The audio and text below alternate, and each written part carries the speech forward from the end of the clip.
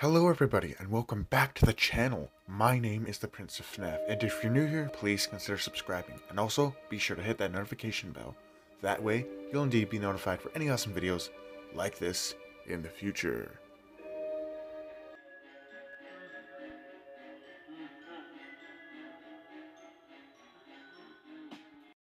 The movie opens up with a very old Egon Spengler trying and failing to escape a very angry spirit as it proceeds to trash his car, but rest assured he does make it back to his house, which he's rigged into a giant ghost trap. However, it fails, and so he runs back into the house, hides the ghost trap underneath his floorboards, and awaits the inevitable. A very angry Sentinel, which is this movie's new terror dog, proceeds to then violently kill him and proceeds to run back into the night.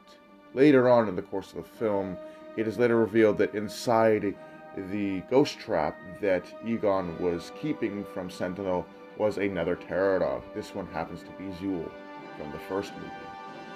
Now, after being released by Mr. Gruberson and the film's protagonists, Zuul ends up going back to the mountain, where deep inside it is a temple made for Gozer, the Gozerian.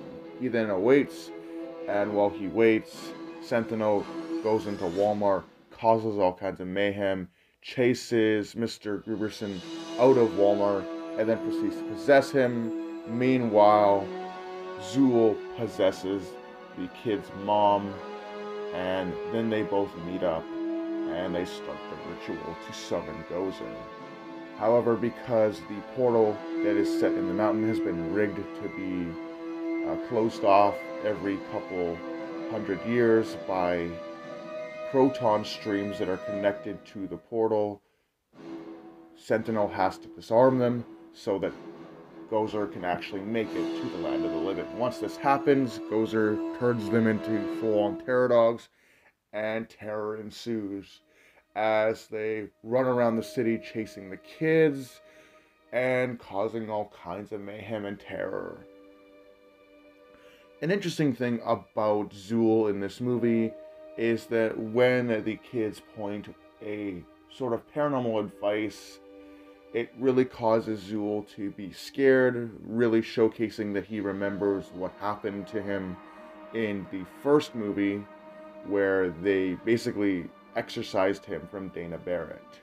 So I like that they put that little thing there to showcase that, yeah, he does remember it, and this is the exact same Zuul that we see in the original Ghostbusters movie. I like the idea of having Sentinel be both quadrupedal and bipedal. However, he's only bipedal in his spectral form, as he looks just like a very generic terror dog in his physical form. He looks very much the same as Zuul does. After Zuul is once again captured, freeing the kid's mother from his influence, and Gozer is injured by a strike from the proton stream, this sends Sentinel into a blind rage. He then proceeds to angrily chase the kids from the mountain and into the town, causing destruction and chaos in his pursuit of the kids in Ecto 1. Eventually, Zuul is freed once more, and it then proceeds to possess Trevor's love interest, much to Trevor and Phoebe's horror, as it then turns back into its terror dog form, as granted by Gozer. It then helps Gozer in the movie's final battle, as the Ghostbusters from the original series, as well as the kids, proceed to then wreck the shit out of Gozer. After Gozer is defeated, the terror dogs collapse and turn to stone.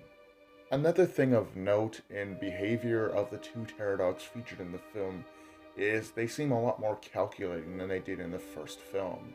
In the first film, they were more like animals, and they were just reckless and destructive in the way they dealt with things. However, in this film, the terror dogs seemed a lot more calculating, and even seemed to learn from the events of the original film, as Zuul was definitely afraid of the devices that were pointed at him, because he shows high levels of aggression when such devices pointed at him in the movie's third act.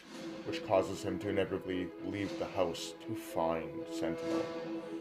The dogs also seem, again, to be a lot more calculating in the sense that they've dealt with the Ghostbusters before and really don't want to go back to hell, which I think is really cool and definitely keeps a sort of line of continuity between this and the other two films. And that concludes my explanation of Zuul and Sentinel, the terror dogs featured in Ghostbusters Afterlife. If I missed anything, do feel free to tell me about it in the comments below. And with that being said, hope you guys enjoy. Do take care, and have a great night.